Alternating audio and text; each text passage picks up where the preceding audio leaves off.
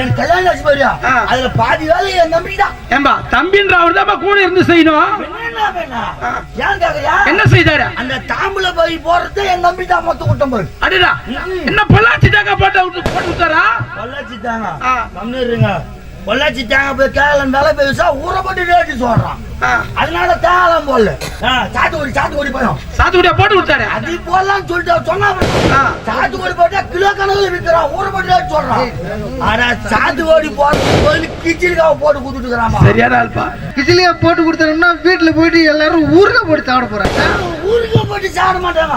கூட வர சரக்கு வச்சு ஐயோ சரக்கு வர ஞாபகம் பார்த்துக்கலையே. எப்பா 140 ரூபா கொடுப்பா. 140 ரூபா கொடுப்பா. உங்க தம்பி என்ன கேட்போம்? கோச்சுக்காரப்பா ஒரு 140 ரூபா கொடு சாமி.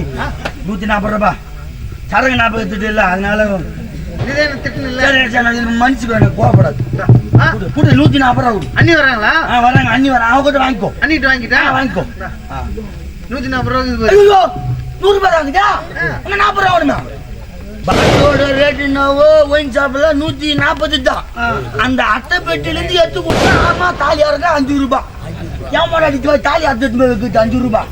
அதனால தான் சொல்றான் பார் வாங்கின்னு போறான். என் மொண்டாட்டி வந்தாலும் அவகிட்ட வாங்கிக்கான். அண்ணா அண்ணி 1 ரூபா போரு.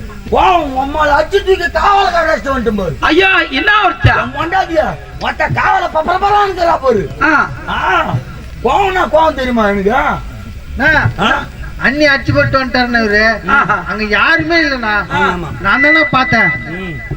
போயிட்டு அண்ணி தூக்கின்னு போயிட்டு ஹாஸ்பிட்டல் ஊசி போட்டு மாத்திரை போட்டு குளுக்கோஸ் போட்டு இட்டுன்னு ஆட்டோவில் இட்டுன்னு வந்து நான் வீட்டுல விட்டு வந்தேண்ணா. ஆம்பளை வண்டியில போய் எவனா வீந்தானா தூக்கி காப்பாத்திமே விடுறது கிடையாது. பொம்பளை அண்ணா வீந்தா தான் அவன் முதல்ல தூக்கி போட்டு எடுத்துமே ஹாஸ்பிட்டல் சாகுறது.